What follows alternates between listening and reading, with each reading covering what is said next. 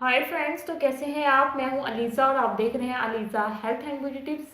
आज आपकी लीज़ा आपके लिए बहुत ही अमेजिंग रेमेडी लेके आई है। आज मैं आपको बताऊंगी मेकअप में और स्किन केयर में स्क्रबिंग की क्या अहमियत होती है। कुछ घरेलू चीज़ों से मैं आपको स्क्रब करने का तरीका बताऊंगी। ये वीडियो उन लोगों के लिए है जो केमिकल प्रोडक्ट्स का यूज़ नहीं करते, उनसे दूर भागते हैं और कुछ नेचुरल ही पसंद करते हैं। तो फ्रेंड्स, इस रेमेडी को स्टार्ट करते हैं, पर उससे पहले फ्रेंड्स, मेरे इस चैनल को सब्सक्राइब कर लें और साथ ही बेल आइकन को क्लिक कर दें ताकि मेरी आने वाली हर नई वीडियो सबसे पहले आप तक पहुंचती रहे। फ्रेंड्स, इस रेमेडी को बनाने के लिए हमें चाहिए क्लीन बाउल।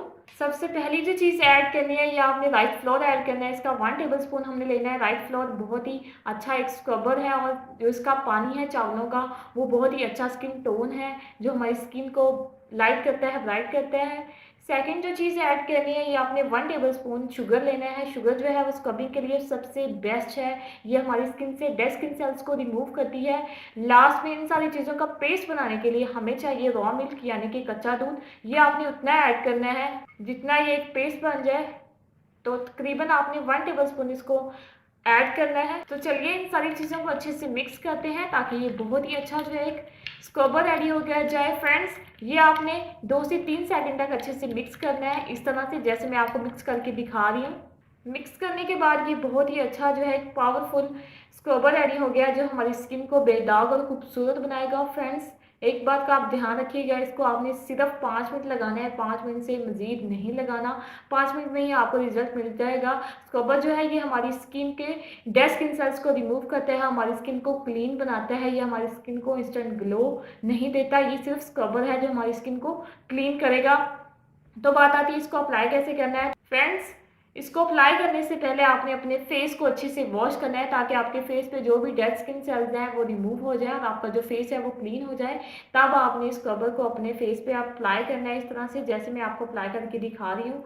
आपने 2 से 3 मिनट तक इसको ऐसे मिसाज करना है। मिसाज करने के बाद आपने 5 मिनट तक इसको ऐसे ही छोड़ देना है। 5 मिनट के बाद आपने इसको पानी से वॉश कर लेना है, ठंडे पानी से वॉश करना है ताकि आपकी जो स्किन है वो बहुत ही ज़्यादा क्लीन हो जाए, कूलिंग इफेक्ट दे। तो फ्रेंड्स, ये बहुत ही अच्छा जो है एक स्क्रबर है।